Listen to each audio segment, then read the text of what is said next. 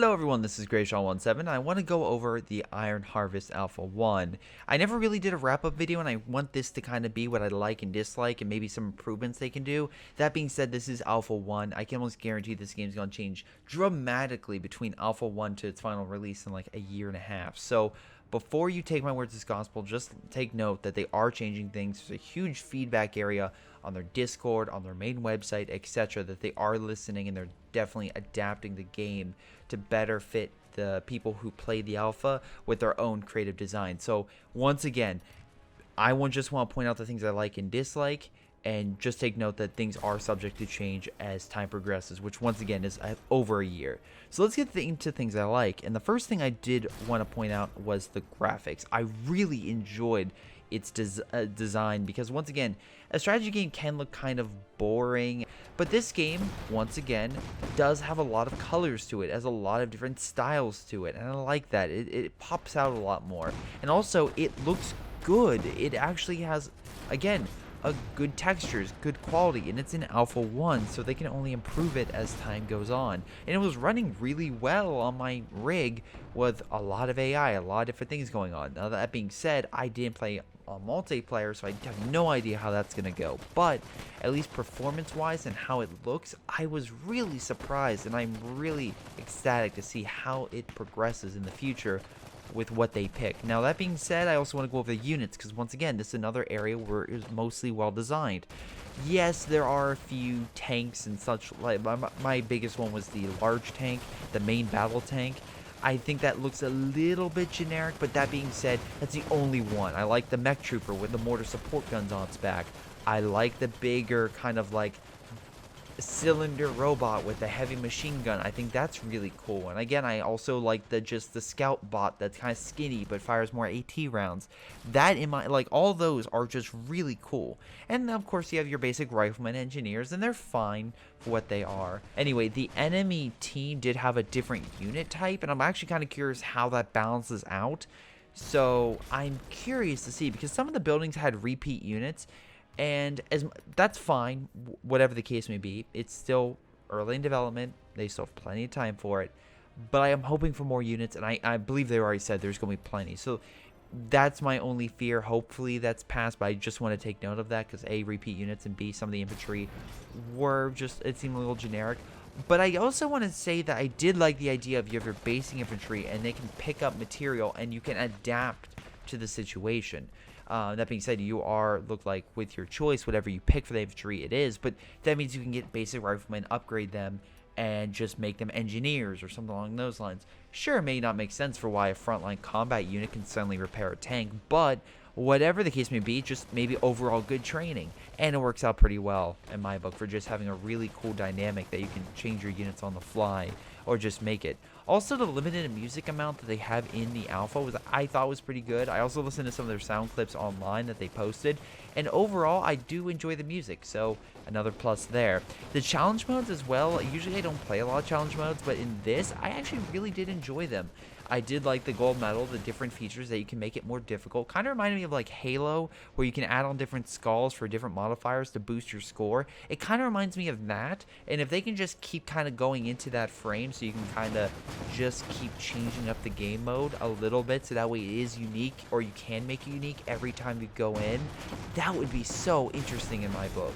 And increase the replay value, which it seems like, again, they, at least in the challenge mode and Last Stand, they are taking that into account and trying to make these modes, which would just be your normal generic modes in other games, somewhat unique and more interesting than your normal flavor of horde mode. But in any case, let's get into some things I disliked.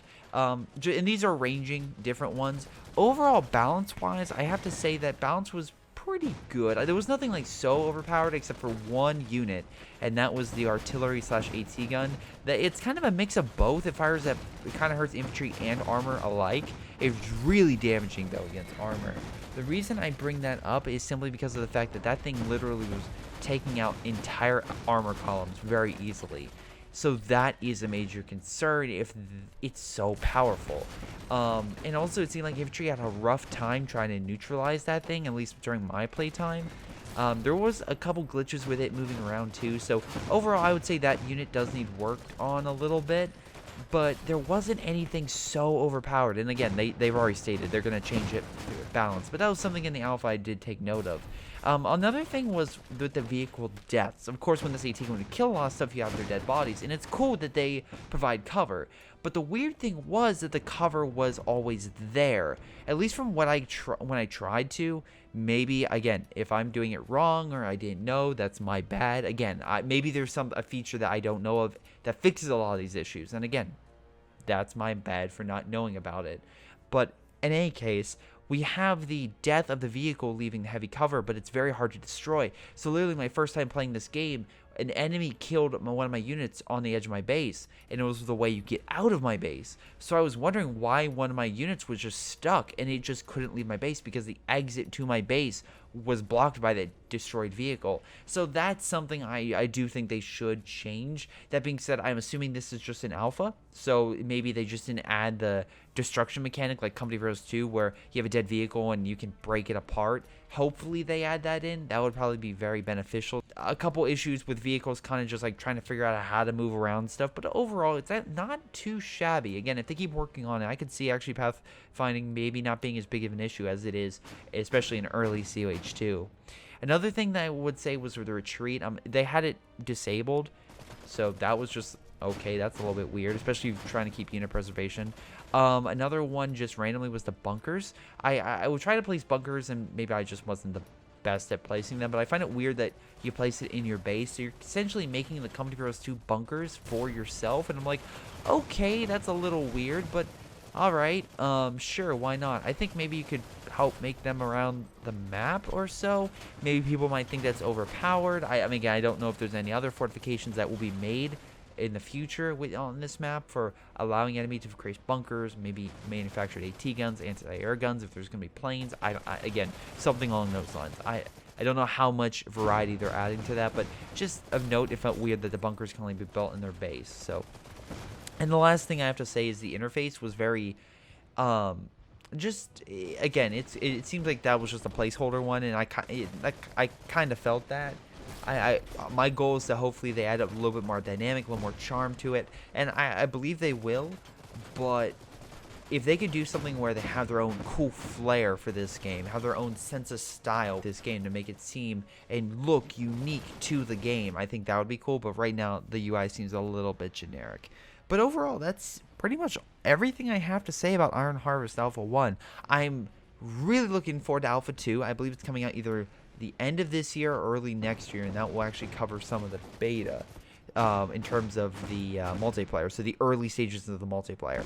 I'm very curious to see how that goes, but I think if they pull that off well and they can kind of learn from that, it could definitely help this game in the long tail. So very curious to see how that goes, and hopeful for the best. But in any case, guys, this has been Greyshot17 talking about Iron Harvest.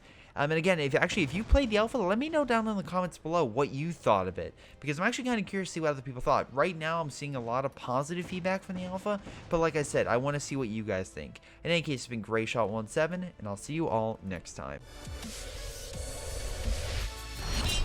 Hello everyone, and before I go, I want to give a shout out to Patreon supporters Sam Smith, Matthew Leppen, Onlyplayapples, WhiteHotD, sgtMcPain, Ollie, Joey G, Ace, Jordan Shavit, Filip, Michael Persson, Nathan Angus, Aaron Yee, Tim, and Leo Lou. Thank you so much for your awesome support, guys. You guys rock. This has been Greyshot17. I'll see you all next time.